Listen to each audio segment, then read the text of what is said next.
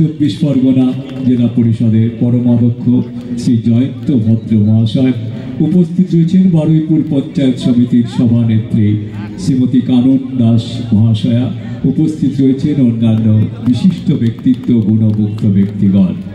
আগুনের পরশ মনে, ছোঁয়াও প্রাণে, এই জীবন প্রত্যেক বছর মিলন মেলায় আসি, একটা আলাদা তাৎপর্য আছে, একটা আলাদা গুরুত্ব রয়েছে।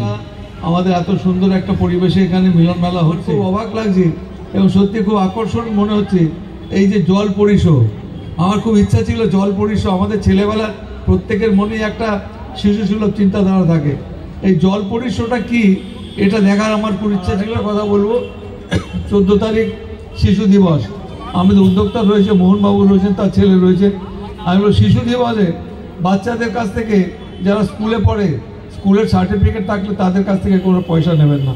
শিশু দিবসের দিন শিশুরা বিনা পয়সায় যেন এখানে রাইড করতে পারে, তারা মেলা দেখতে পারে, বা যদি করেনও কম পয়সা একদম করবে, যাতে এরা অত্যন্ত আনন্দ উপভোগ করতে পারে। শিশু দিবসে শিশুদের দিবস শিশুদের জন্যই থাক, এবং এই দৃষ্টিভঙ্গি নিশ্চয়ই আপনারা রাখবেন।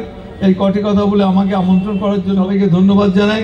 সবাই ভালো থাকবেন, সুস্থ থাকবেন, মেলা সার্থক হবে এই প্রত্যাশা করে আমার বক্তব্য শেষ করছি। নমস্কার।